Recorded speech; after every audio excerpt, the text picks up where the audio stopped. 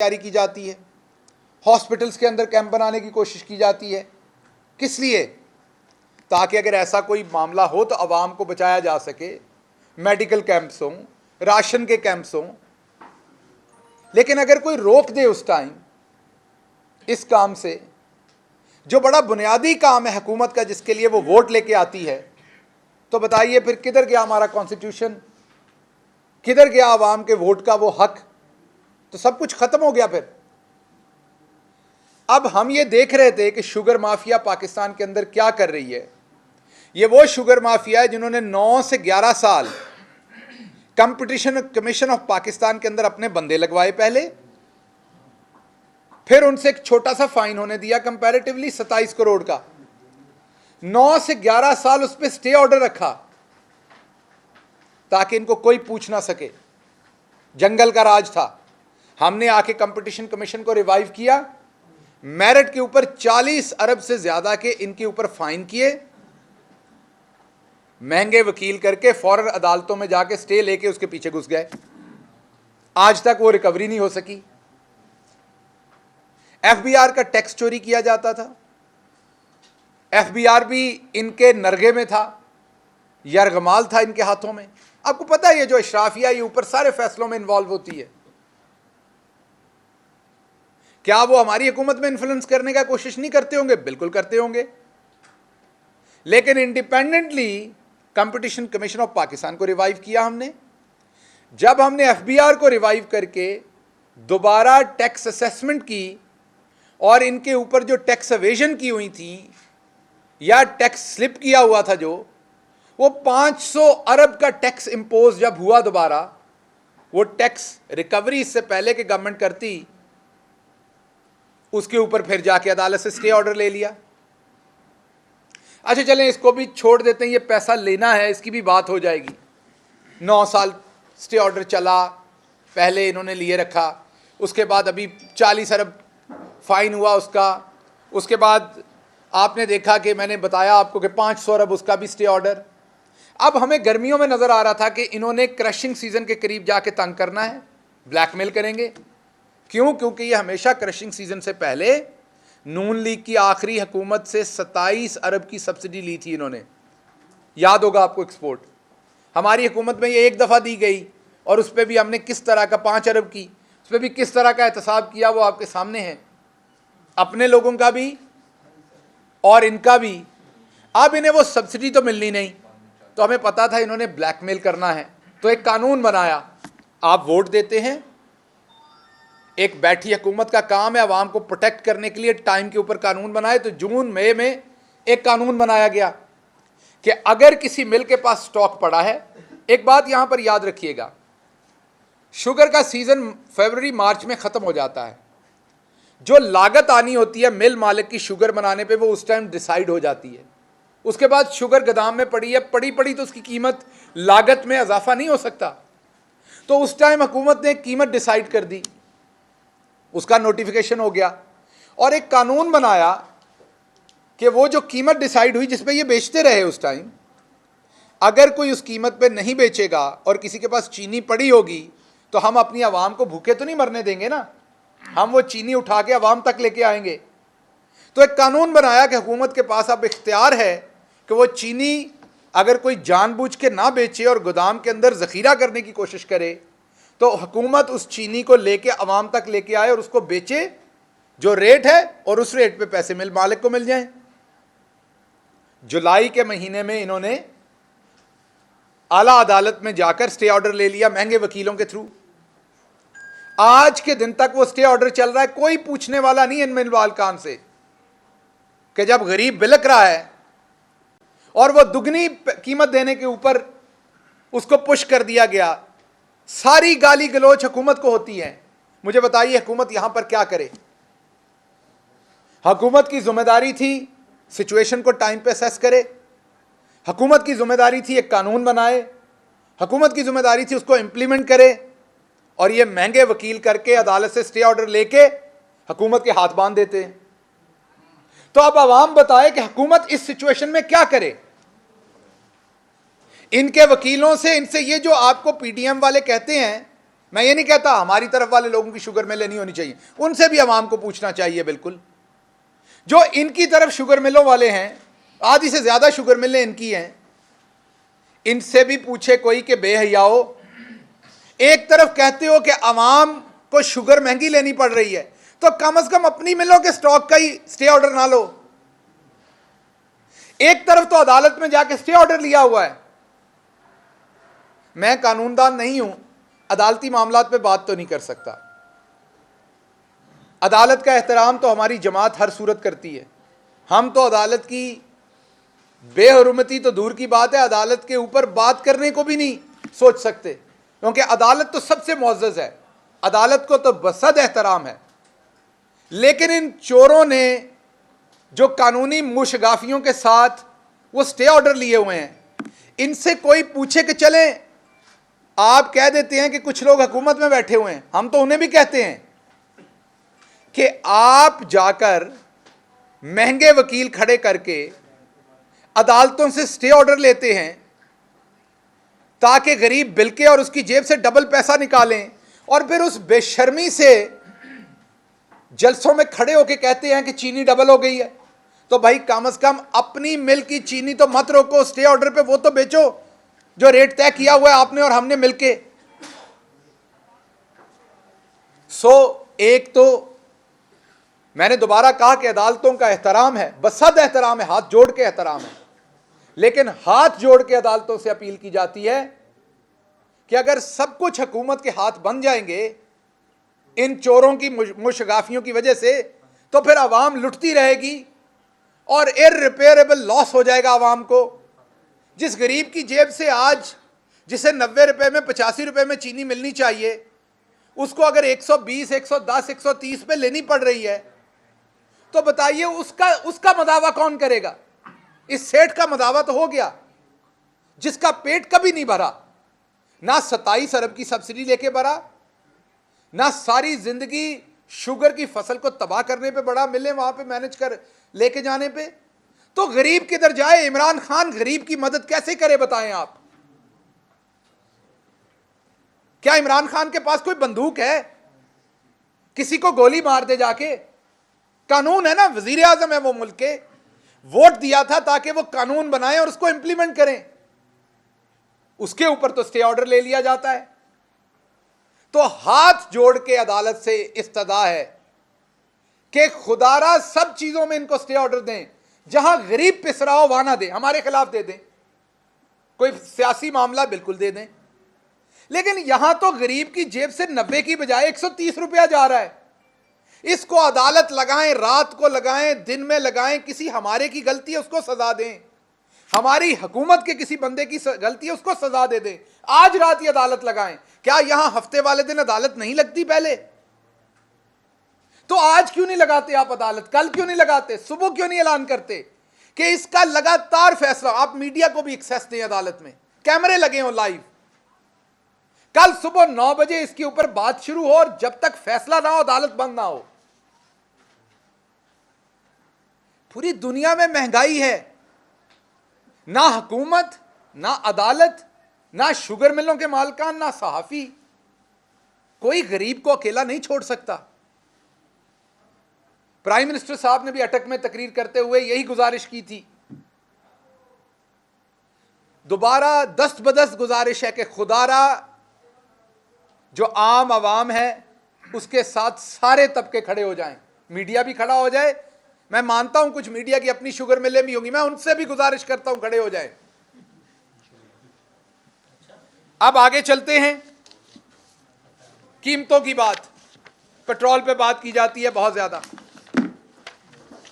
हम जब यहां पे आपको आलमी कीमत बताते हैं पेट्रोल की, तो हमें यह कहा जाता है, कभी अवाम को बेवकूफ बनाया जाता है। वो एक हमारे दोस्त हैं जो गंदे गंदे लतीफ़े भी सुनाते हैं, गंदी गंदी तकरीरें भी लिखते हैं, जिन्होंने हमारी बहन मरियम से या कोई और चीज़ें, परवेज़ रशीद साहब जो हर बुराई का मंबा है, मेरे बुजुर्ग हैं, मेरे से बड़े हैं, लेकिन हर सियासी बुराई का मंबा है। इतनी बुराई में उन्होंने तहकीक की हुई है सियासी में कि आप उनको देखते हैं तो पता चलता है कि वो बुराई एक्सपर्ट हैं, सियासी बुराई एक्सपर्ट हैं। कल कह रहे थे कि इंडिया में जो पेट्रोल है वो 108 रुपए है। आप हमसे झूठ बोल रहे हैं, हालांकि हैं ये बहुत बड़े कीमियादान, शायद रियाजी दान नहीं है। जब हम कीमतें बताते हैं तो लोगों को यह समझ नहीं आती कि पूरी दुनिया में डॉलर से पेट्रोल खरीदा जाता है, फिर हर मुल्क की करेंसी में कन्वर्ट हो जाता है। तो अगर आपने मुआवजा करना हो कि उस मुल्क में तेल कितने का है, तो आप देखेंगे वो मुल्क डॉलर में कितने का खरीदता है। तो जितने का खरीदता है उसको अपनी करेंसी से डॉलर को ज़रब देंगे तो आपके यहां निकल आएगा। तो हम करते थे तो आपको बड़ी तकलीफ होती थी। मेरे लिए तो ये कोई फख्र की बात नहीं जो मैं दिखाने लगा हूं, लेकिन आपके लिए है, क्योंकि आप पिंक रंग की पगड़ियां पहनते और पहनाते हैं एक दूसरे को, आप साड़ियों के पल्लू संभाल के एक दूसरे को देते हैं, आप वैक्स लगा के चमका के आम की पेटियां एक दूसरे को देते हैं। आम चमक जाते हैं, आम की बात हो रही है, मर्द कहां से आ गया बीच में से, ये मुझे समझ नहीं आई। अच्छा सो आज मैं आपसे शेयर करता हूं, ये कांग्रेस पार्टी जो इंडिया की है, ये उन्होंने अपने ट्विटर पे कल शेयर किया। ये कांग्रेस पार्टी की, ये अभी अगर आप कांग्रेस के, इंडियन कांग्रेस के ट्विटर हैंडल पे जाएं तो ये पड़ा हुआ है। वो इंडियन गवर्नमेंट को शर्म दिला रहे हैं, Indian Congress party BJP government को शर्म दिला रही है और बता रही है कि पाकिस्तान में तेल सस्ता है। कीमियादान परवेज रशीद साहब, वो जो आपने कहा था इंडिया में 108 रुपए पे है और यहां 137, तो कांग्रेस पार्टी, आपको बड़ी मोहब्बत है उनसे, मुझे पता है, तो इसीलिए बता रहा हूं, हमारी तो आपको समझ नहीं आनी है, जेडे तुहाडी भूआ दे पुत्र ने, इन्हां दी समझ आ जाएगी तुहानू। ये कांग्रेस पार्टी कह रही है कि पाकिस्तान में तेल इंडिया के रुपए के हिसाब से पेट्रोल 60 रुपए पे है और डीजल 58 रुपए पे है, और वही कांग्रेस पार्टी कह रही कि इंडिया के अंदर ये 108 रुपए पे है इंडियन रुपयों में, और इंडियन रुपयों में 100 रुपए पे है। और वो शर्म दिला रहे हैं कि पूरे खित्ते में, श्रीलंका, अफगानिस्तान, बांग्लादेश, सारी जगहों पर, नेपाल, सारी जगहों पर अगर आप देखें तो इंडिया का पेट्रोल सबसे महंगा है। लेकिन कांग्रेस पार्टी एक और बात भी कह रही है, कीमियादान साहब गौर से पढ़ें, वो जो आपकी शैतानी आंख है ना, मीन ऐनक, वो लगा के पढ़ें। ये कांग्रेस के चार्ट में भी सबसे ज्यादा सस्ता तेल दुनिया में पाकिस्तान में है, इस रीजन के अंदर। ये मैं नहीं कह रहा, ये इंडिया की कांग्रेस कह रही है, ये इंडिया की एक पार्टी कह रही है, जो मेरा ख्याल पाकिस्तान की खैरख्वाही तो कभी नहीं करेगी, आप सबको पता है। तो ये हिंदुस्तान की दूसरी बड़ी पार्टी, या शायद बराबर की बड़ी पार्टी, क्योंकि बीजेपी इस टाइम गवर्नमेंट में है, तो दो ही पार्टीज है वहां बड़ी, जो दूसरी बड़ी पार्टी है कांग्रेस, ये वो कह रही है कि पूरे खित्ते में सबसे सस्ता तेल पाकिस्तान में है और सबसे महंगा तेल हिंदुस्तान में है, और वो शर्म दिला रही है अपनी पार्टी को कि सस्ता करें, साथ आपको भी शर्म दिला रही है कि झूठ ना बोलें वहां का नाम लेके। अभी मैंने आपको याद करवाना है, 2016-17 में पेट्रोल की कीमत हो गई थी, ऑयल की कीमत हो गई थी दुनिया में $27 फी बैरल, और पाकिस्तान में उस टाइम पेट्रोल बिक रहा था 70 रुपए में। मैं रिपीट कर रहा हूं, बैरल की कीमत इंटरनेशनली थी 27, पाकिस्तान में पेट्रोल बिक रहा था 70 रुपए फी लीटर में। उस वक्त का डॉलर का रेट देख लें, और अगर वही डॉलर का रेट रखें, बढ़ाएं ना, अगर डॉलर का वही रेट रखें जो 2017-16 में था, उसी रेट पे देखें, तो सिर्फ तेल की जो कीमत 27 से 85 है, $27 पे तो जब तेल था दुनिया में तो आप बेच रहे थे 70 रुपए पे, आप 85 में है तो डॉलर का रेट वही रहे तो आज कीमत 220 रुपए फी लीटर होनी चाहिए। हिसाब निकाल ले, आजकल तो आपको कुर्सियां भी नहीं गिननी पड़ती परवेज रशीद साहब, आप हिसाब कर लें। और अगर डॉलर का रेट एडजस्ट कर दिया जाए तो ये 300 रुपए लीटर से भी ऊपर चला जाएगा।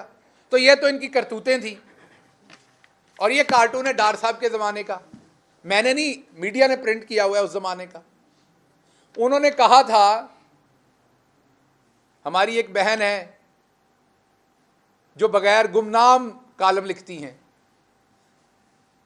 तो उन्होंने चंद दिन पहले पूछा था जब वज़ीर आज़म साहब की तकरीर हुई थी कि ये कुव्वत ख़रीद के हिसाब से बात होती है, तो यहाँ पर लिखा हुआ है तो फिर जाओ आलमी मंडी से पेट्रोल ख़रीद लो अगर आपकी कुव्वत ख़रीद कम है। ये अखबार में छापा हुआ है, मैंने नहीं, इसहाक डार साहब का। ये उस ज़माने की बात है कि अगर यहाँ पे तेल महंगा लगता है तो आलमी मंडी से ख़रीद लो। तो मैं अपनी उस बहन से भी रिक्वेस्ट करूँगा, मैं भी नाम नहीं ले रहा उनका, अब तो हम गुमनाम बातें करते हैं ना, गुमनाम किस्म के नावल, किस्से, कहानियाँ, डाइजेस्ट तो सुने थे हमने, वो रेलवे स्टेशन के फाटक के साथ मिला करते थे। लेकिन अब ये गुमनाम कॉलम, बीबीसी के गुमनाम कॉलम, पता नहीं क्या लिखते हैं इसमें जो गुमनाम लिखना पड़ता है।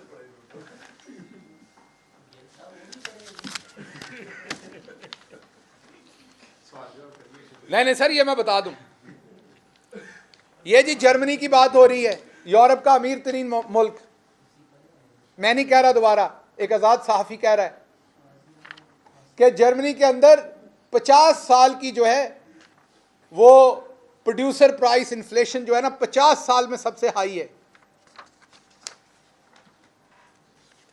ये कहा जा रहा है कि 1000% गैस की कीमतें दुनिया में बढ़ गई हैं।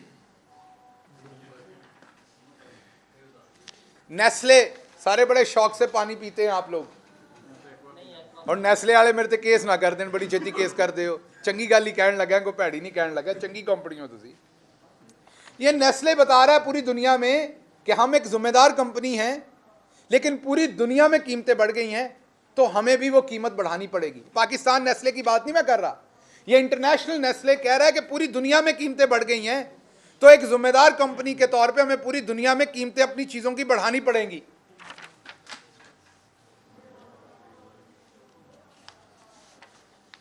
ये सीटीवी न्यूज़ कह रहा है कि यूनाइटेड नेशन कह रहा है कि पूरी दुनिया इस टाइम खुराक, जो खाने पीने की चीज़ें हैं, उसकी हाईएस्ट जो प्राइसेस हैं उसकी जद में है। ये एक जरीदा है मार्केट वॉच, अमेरिका का बहुत मशहूर, वो कह रहा है कि 30 साल की हाईएस्ट इन्फ्लेशन है अमेरिका के अंदर, 30 साल की हाईएस्ट इन्फ्लेशन है अमेरिका के अंदर। ये मार्केट वॉच जो जरीदा है अमेरिका का वो कह रहा है। अब ये सबसे इंपॉर्टेंट है आपके लिए, यहां हो तो क़यामत बर्पा कर दी जाए, एक हश्र बर्पा कर दिया जाए। जर्मनी के बारे में बताया जा रहा है कि क्योंकि कोयला बहुत महंगा हो गया है, क्योंकि कोयला बहुत महंगा हो गया है, इसलिए जर्मन कोल फायर्ड प्लांट जो थे उनको बंद कर दिया गया है, क्योंकि कोयला खत्म हो गया है। जो जर्मनी में कोयले से चलने वाले प्लांट थे उनको बंद कर दिया गया क्योंकि जर्मनी के पास कोयला खत्म हो गया, क्योंकि मार्केट में बहुत महंगा है। अगर उस महंगे पे खरीदेगा तो अवाम बिजली नहीं दे सकती। और आज के अखबारों में बड़ी हेडलाइन थी, पाकिस्तान के अंदर बिजली महंगी हो गई, ऐसे लगा जैसे बड़ा जुर्म हो गया। यहां पर पूरी बात नहीं बताई जाती।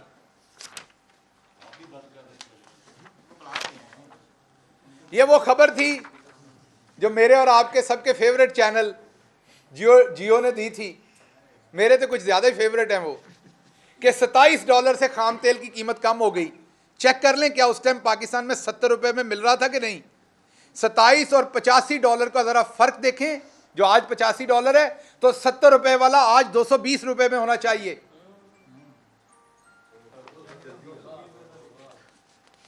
ना करो इंज। अच्छा जी, ये आपके साथ वाला देश जो हमारे इधर रायवंड में कुछ लोग रहते हैं उनको बहुत पसंद है,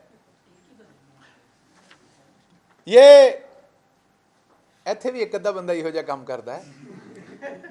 इंडियन एनर्जी क्रंच, इंडिया में 2 से 3 घंटे जो बिजली घर है उनको बंद किया जा रहा है, पावर प्लांट्स को, ताकि जो कोयला थोड़ा सा रह गया है उसको लंबा अरसा इस्तेमाल किया जा सके।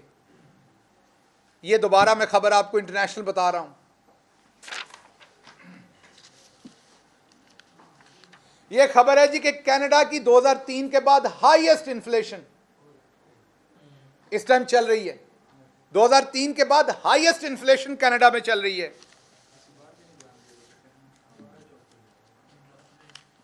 सऊदी अरब सऊदी गजट कह रहा है कि खाने पीने की चीजें हैं वो पूरी दुनिया में हाईएस्ट चली गई हैं पिछले कई अशरों कई दहाइयों की निस्बत।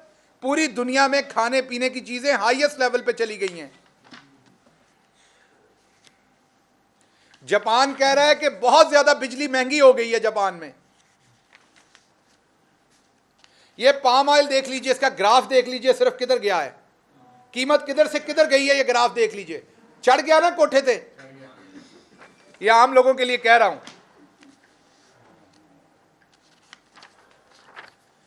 अच्छा, अब आप कहेंगे पाम ऑयल ना खाएं, कई लोग कह देंगे शौक से कि जी पाम ऑयल ना खाओ, कुछ और खा लो। और भाई सारे तेल ही बढ़ गए। गरीब आदमी जिस तेल को उठाएगा, वो कोकोनट ऑयल, सोयाबीन ऑयल, कोई तेल को हाथ डालेगा, पूरी दुनिया के अंदर ग्राफ देख लें किधर गए। अच्छा, यहां बात होती है, अक्सर बताया जाता है कि घी महंगा हो गया है। वो ऐसे शायबा दिया जाता है जैसे जिशान बख्श ने यहां पर घी महंगा कर दिया है। ये इंडिया के नंबर्स हैं कि जिशान जो है ना वो घी से लिखता है खबरें कि घी महंगा हो गया है। ये जरा खबरें देखें। इंडिया में जो 430 रुपए का घी था सितंबर 2020 में, जो 430 रुपए के घी की पैकिंग थी, वो आज 729 रुपए की इंडियन रुपयों में है। 420 से अब 420 पे फिर नून लीग वाले ना क्रिटिसिज्म करना शुरू कर देंगे, जान की फिगर दी है, ये मैंने नहीं दी, इंडिया वालों ने लिखी हुई है। फिर 420 पे आपने आ जाना। अच्छा 430 है, चले माजरत, ओ मेरा ख्याल नून लीग की वजह से मुझे 420 आ गया। तो ये 430 से 729 इंडियन रुपीस में चली गई, ऑलमोस्ट आपके सामने डबल के करीब। ये वो तमाम कमोडिटीज हैं, कोई 90% बढ़ गई, कोई 80%, कोई 87%, जितनी भी हमारी जरूरत की हैं। कुछ अमीरों की जरूरत की हैं, ऑफ कोर्स, कॉफी, कॉर्न, लेकिन कॉर्न तो नहीं, मकई तो सारे लोग ही खाते हैं, लेकिन कुछ चले अमीरों की। लेकिन इवन कपास 42% इसमें बढ़ गई है। पहले मैंने आपको कहा था कोठे पे चढ़ने की मिसाल दी थी, ये प्लाजे पे चढ़ गई है। बरतानिया की बिजली की कीमत, यह ग्राफ देख लें किधर गया है। ये मैं मियां असलम साहब ग्राफ पढ़ने के एक्सपर्ट है, तो ये आप देख लें कि ग्राफ जो है इलेक्ट्रिसिटी का किधर गया है। ये यूके के अंदर है।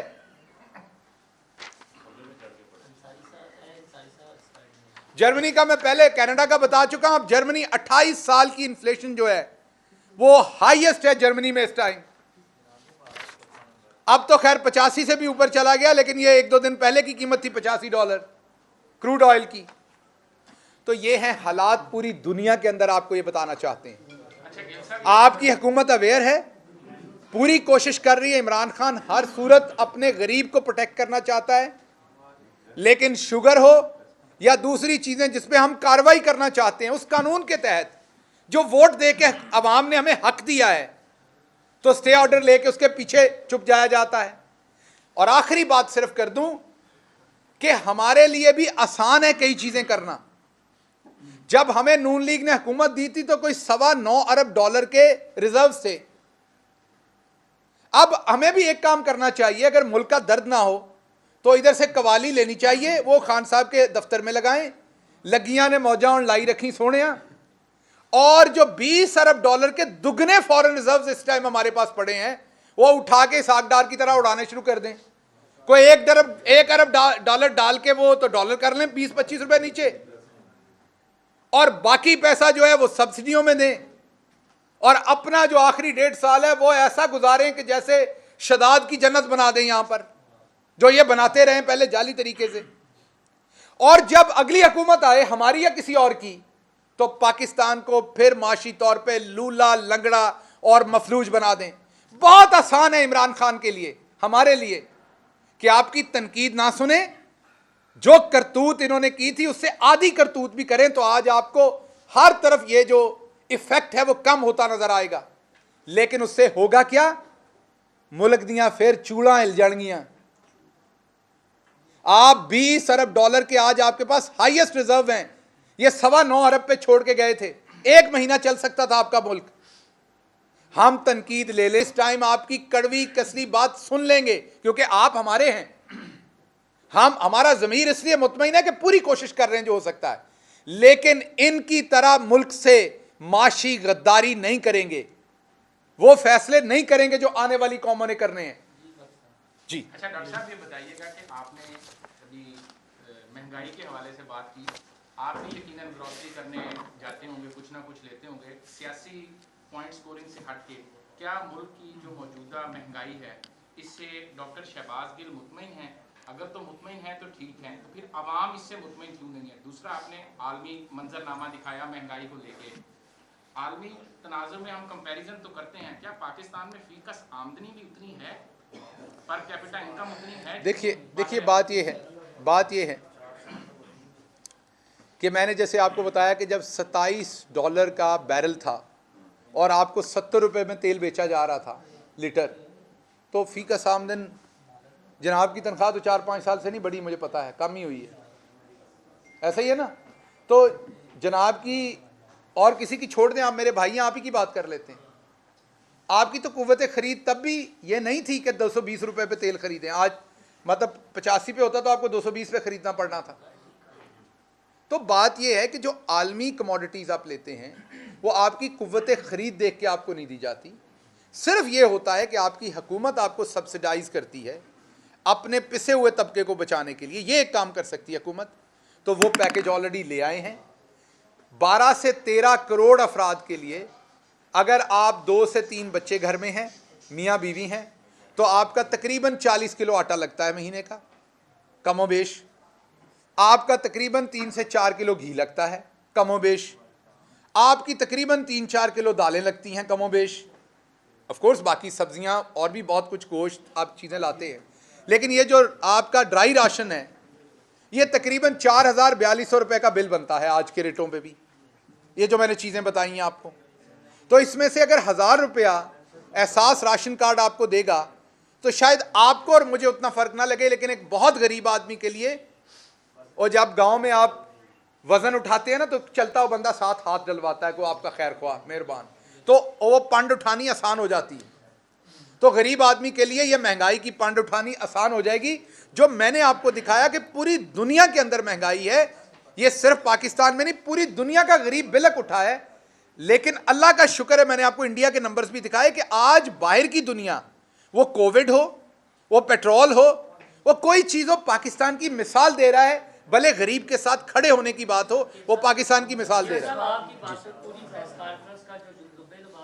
मुझे लगा वो ये था कि इस मुल्क में माफिया तो है, लेकिन माफिया की जो सरपरस्त है वो अदलिया है। तो हुकूमत एक काम क्यों नहीं करती कि इनकी तनख्वाहें आम मजदूर के बराबर कर दे, ताकि इन्हें एहसास, किनकी जिनकी बात कर रहे हैं ना, जिनसे किनकी अदलिया अदलिया की तनख्वाहें हुकूमत किसके करीब बराबर कर दे? के बराबर कर दे, फिर स्टे खत्म हो जाएंगे। आप ये मेरे से सवाल कर रहे हैं कि जो जजेस साहबान हैं उनकी तनख्वाहें मजदूरों के बराबर कर देनी चाहिए? आप कह रहे हैं ना कि वो स्टे दे देते हैं माफिया, फिर जो है भाई साहब, मैं पहले मुकदमा, मेरे लिए अदालत, ये इनका ख्याल है जी, मेरे लिए अदालत बहुत ही काबिल एहतराम है, मैं ऐसी कोई बात नहीं कर सकता। अदालत जाने, लॉ मिनिस्ट्री जाने, ये उधर के सोचने की बातें आप मेरे पे भी मेहरबानी करें और अपने पे भी करें, अपने चैनल पे भी करें, अगली बात करें। ये आपका और मेरा डिस्कस करने का पॉइंट है। भाई काला है यार, सुन लो। पीडीएम जो है लॉन्ग मार्च करने जा रही है, आप उसको मेहमान नवाजी करेंगे या फोर्स का इस्तेमाल करेंगे, इस्लामाबाद आने देंगे, क्या करेंगे ये बताइए। देखिए जी इसी रेड क्वेश्चन है कि 2.5 हफ्ते हो गए तकरीबन तहरीके लद्दाख में एक छोटा सा जत्था है जिन्होंने हुकूमत को आगे लगाए रखा, वो बिलाखिर गवर्नमेंट उस तहरीके लद्दाख के सामने लीड गई। और अब जब पीडीएम ने ऐलान कर दिया, जिनके साथ एक बड़ी जमातें उनके साथ मौजूद है, अवाम की बड़ी तादाद उनके साथ मौजूद है, इस हिसाब से तो हमें ये अंदाजा लगा लेना चाहिए कि जो अपोजिशन कह रही है कि हुकूमत के लिए 2023 का सूरज देखना बड़ा मुश्किल है, तो ये वाकई सच, इसको सच समझना चाहिए। देखिए, दो बातें। पहले तो आपने जो सवाल किया, आपका सवाल ये है कि क्या हम ताकत का इस्तेमाल करेंगे। हमारी हुकूमत ताकत के इस्तेमाल पे बिलीव नहीं करती, लेकिन एट द सेम टाइम हमें ये पता है कि ये बहुत दफ़ा पहले भी कोशिश कर चुके हैं अवाम को गुमराह करने की, और इस चीज़ के आप भी गवाह हैं कि जिस बुरी तरीके से अवाम ने इनको रिजेक्ट किया, शायद ही पाकिस्तान की तारीख में किसी अपोजिशन को किया हो। तो ये अभी भी रिजेक्ट होने वाले हैं। क्यों? अगर हम इस जिम्मेदारी से रिस्पॉन्स ना करें तो अवाम हमसे भी उसी तरीके से सलूक करेंगे जो पिछले हुक्मरानों से करते थे। ये क्यों आपके सामने सब कुछ रखा है? क्यों प्राइम मिनिस्टर साहब ने परसों अपनी तकरीर में जिक्र किया है? क्यों हमने ये लॉ बनाया था? क्यों मिलें पहले चलाई? क्यों अपनी पार्टी के लोगों पे भी कार्रवाई की? क्यों दुश्मनियां मोल ली इमरान खान ने? क्यों इमरान खान सारी माफिया के खिलाफ अकेला खड़ा हो गया? क्योंकि इमरान खान ये समझते हैं कि वो आम आवाम, गरीब आवाम को प्रोटेक्ट करने के लिए वज़ीर आज़म बने हैं, इसीलिए उन्होंने ये सियासत की थी। वो माफिया के साथ नहीं खड़े हो रहे, माफिया के खिलाफ खड़े हो रहे हैं, जिसका उन्हें खमियाजा भी भुगतना पड़ता है। कभी आप कहते हैं हुकूमत इधर गई, कभी उधर गई, ये ग्रुप इधर बन गया, वो ग्रुप उधर बन गया। अगर इमरान खान भी साथ मिल के खेलें तो आपको पता है कि अपनी पार्टी में तो ग्रुप बनना दूर की बात है, दूसरी पार्टी वाले भी जौक दर जौक आ रहे हों। तो मसला ही एक है। कोई कहता है 2022 का सूरज नहीं देखना, कोई कहता है 2023 का सूरज नहीं देखना। मैं सिर्फ इतनी गुजारिश करूंगा कि किसने कौन सा सूरज देखना है ये मेरे रब को पता है। तौबा नाउज़-बिल्लाह, रब बनने की कोशिश ना करें, उसके फैसले हैं। कुल्लू नफ्सिन ज़ायक़तुल मौत, हम सब ने जाना है। इस हुकूमत ने भी एक दिन अपनी मुद्दत पूरी करके जाना है। आप मोअज़्ज़ज़ जजेस पे बहुत ज़्यादा फोकस है मेरे भाई, वो भी हमारी तरह इंसान है, हमने भी जाना है, उन्होंने भी जाना है। तो आप इतना फोकस ना करें, हमने वहाँ से इंसाफ लेना है, आपने और हमने सब ने। बात ये है कि जो आपका सवाल है दूसरा हिस्सा, उसका जवाब मेरा ये है कि हुकूमत नहीं चाहती कि कत्लो गारत हो। कोई ग्रुप भी है, कोई पार्टी भी है, हम चाहते हैं बात करें, और स्पेशल ऐसे इश्यूज़ के ऊपर जो पूरी कौम के दिल के करीब है। तो बातचीत होनी चाहिए, कत्लो गारत नहीं होनी चाहिए। हाँ, जिन्होंने मुजाहरा करना है शौक से करें, लेकिन अवाम को पता है कि ये क्या करके गए थे मुल्क के साथ, किधर छोड़ के गए थे। ये 25 से 21 अरब कर गए थे एक्सपोर्ट, और हमने वापस आपके सामने इंशाल्लाह उस एक्सपोर्ट को बढ़ा के अगले साल के आखिर तक आप इसे 30 अरब को क्रॉस करते देखेंगे। बहुत आखिरी सवाल TNT के हवाले से जो जिस तरह से दोस्तों ने सवाल किया, जिस अंदाज से आप लोग ने सरेंडर किया है TNT के सामने कि जो जत्था बना के ले जाए और उस पर आप कालादम का लफ्ज़ भी हटा देते हैं, तो 2000 में मुशर्रफ दौर में जो है वो 61 हो चुकी है उनकी तादाद इस वक्त जो कालादम तंजीमें हैं। इनमें तहरीक जाफिया भी थी, सहाबा की, मोहम्मद की सी लश्कर जंगी भी। तो क्या ये तंजीमें भी जत्थे लेकर जाएं तो आप इनको कह चुके 2016 में सुप्रीम कोर्ट जो सारी लिस्ट को रिजेक्ट कर चुकी है। असल में इस मौजू के ऊपर मैं एक्सपर्ट नहीं हूँ। अली मोहम्मद खान साहब एक्सपर्ट हैं इसके ऊपर, नूरुल हक कादरी साहब एक्सपर्ट हैं, वज़ीर दाखिला साहब एक्सपर्ट हैं, और कुछ एक्सपर्टीज़ फवाद चौधरी साहब के पास है। तो मैं एक्सपर्ट नहीं हूँ, इसलिए मैं इसका जवाब नहीं दे सकता। आपका बहुत शुक्रिया।